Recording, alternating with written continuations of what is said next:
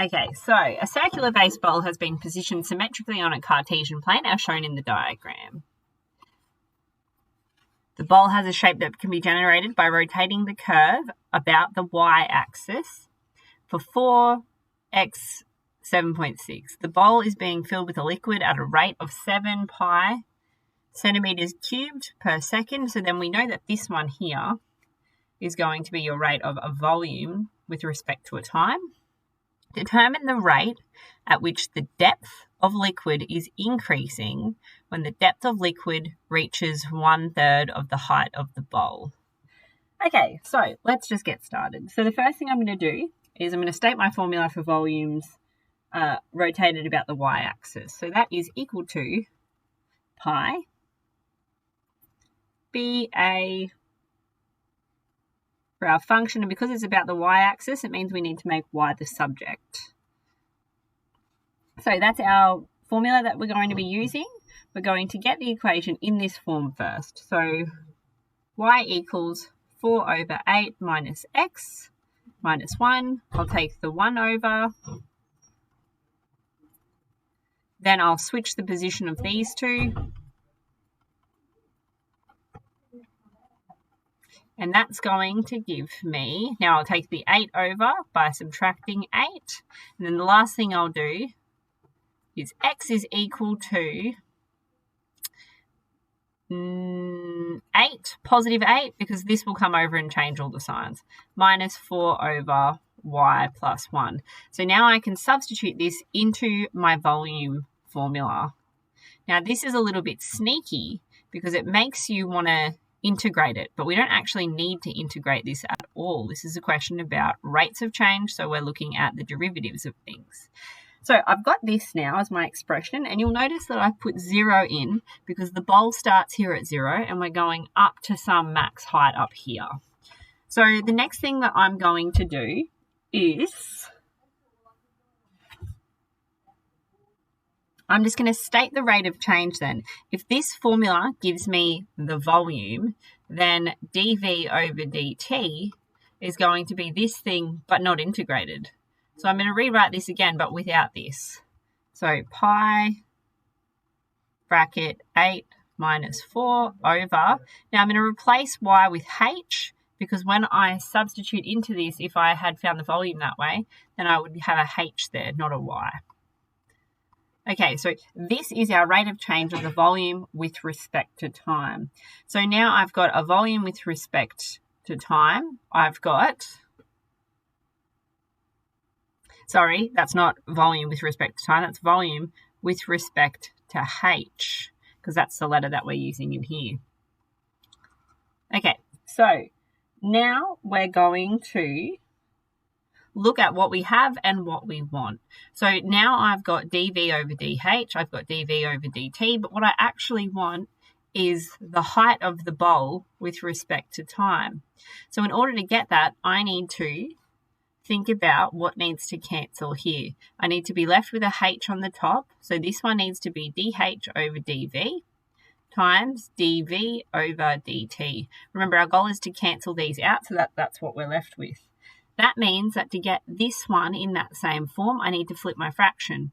So it's going to become dH over dt is equal to 1 over pi times 8 minus 4 over h plus 1 squared.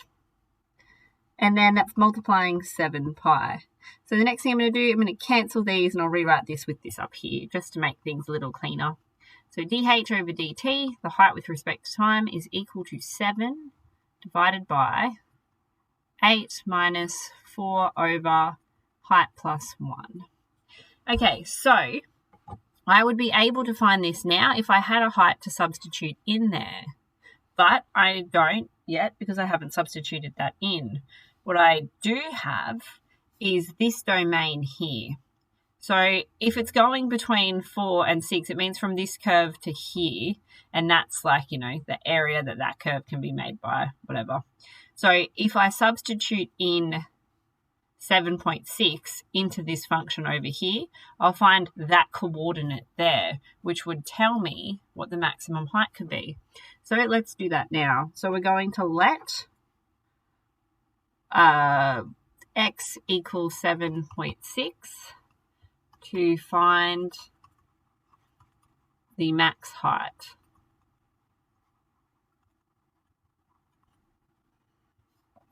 Okay, so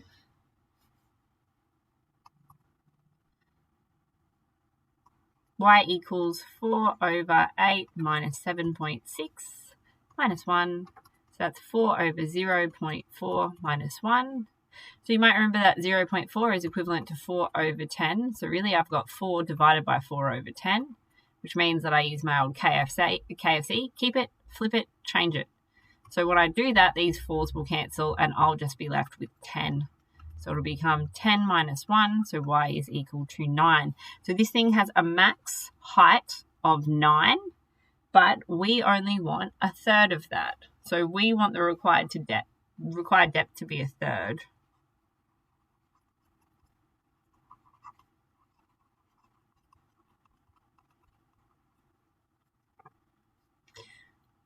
So a third of 9 is going to be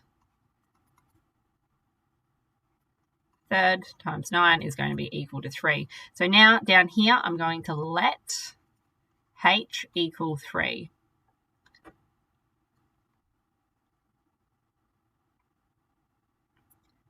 So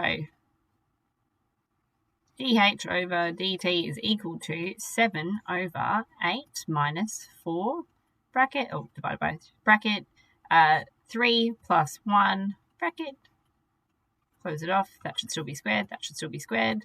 So it's equal to 7 over 4 divided by 4 is 1, so it's just 8 squared, so over 64.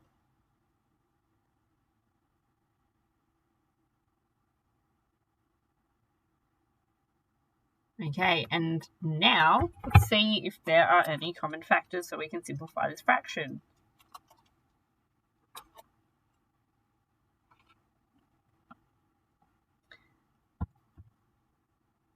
Okay, and I think that we are done. So that should be meters, sorry, no, wait a minute. When I substitute there, 3, that makes that 1. 8 minus 1 is 7. That's what I've done. So this should be 7 divided by 49, not 64, which makes it 1 over 7 centimeters per second. Okay, and that is the rate of change at the depth of liquid is increasing when the depth of the liquid reaches 1/3 of the height of the bowl.